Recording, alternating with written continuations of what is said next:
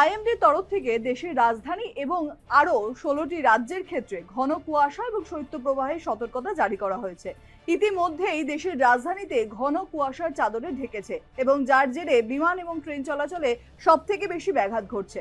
উত্তরপ্রদেশের প্রায় সব জেলাতেই জারি করা হয়েছে লাল সতর্কতা। তার সঙ্গে সঙ্গে পাঞ্জাব, হরিয়ানা সহ একাধিক রাজ্যের ক্ষেত্রে রয়েছে শৈত্যপ্রবাহের সতর্কতা।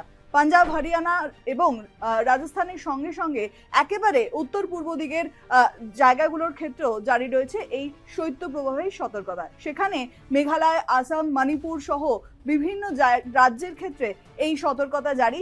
তবে সেই অর্থে পশ্চিমী ঝঞ্ঝা কিছুটা হলেও বাধাগ্রস্ত করছে বাংলা, বিহারের ঠান্ডার ক্ষেত্রে। ঝাড়খণ্ডের ক্ষেত্রেও এই একই রকম শৈত্যপ্রবাহের ইঙ্গিত দিচ্ছে আইএমডি এবং মৌসুম ভবন যেমনটা জানাচ্ছে যে এই পরিস্থিতি বজায় থাকবে আগামী আরো 7 দিন।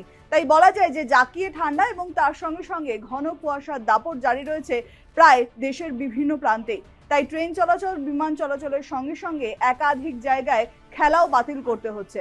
কারণ দিল্লির মতন জায়গা যেখানে ঘন কুয়াশায় ঢাকছে সারা রাজ্য এবং সমস্ত দিক থেকে সেখানে দূষণের মাত্রাও এই কারণে অত্যন্ত মাত্রায় বৃদ্ধি পাচ্ছে, সেখান থেকে চিন্তার ভাঁজে রয়েছে পরিবেশ প্রেমীদের মাথায়। এবং এই সমস্ত দিকটার ক্ষেত্রে তাপমাত্রা একটা অন্যতম গুরুত্বপূর্ণ বিষয় হিসেবে বিবেচনা করা হচ্ছে। কারণ শৈত্যপ্রবাহের যে সতর্কতা জারি করা হয়েছে তাতে স্বাভাবিকের থেকে প্রায় 5 থেকে 6 ডিগ্রি করে নেমে যাচ্ছে তাপমাত্রার পারদ। সেই কারণেই ঘন কুয়াশার চাদর সঙ্গে ঠান্ডা হিমেল হাওয়া বইছে দেশের বিভিন্ন প্রান্তে।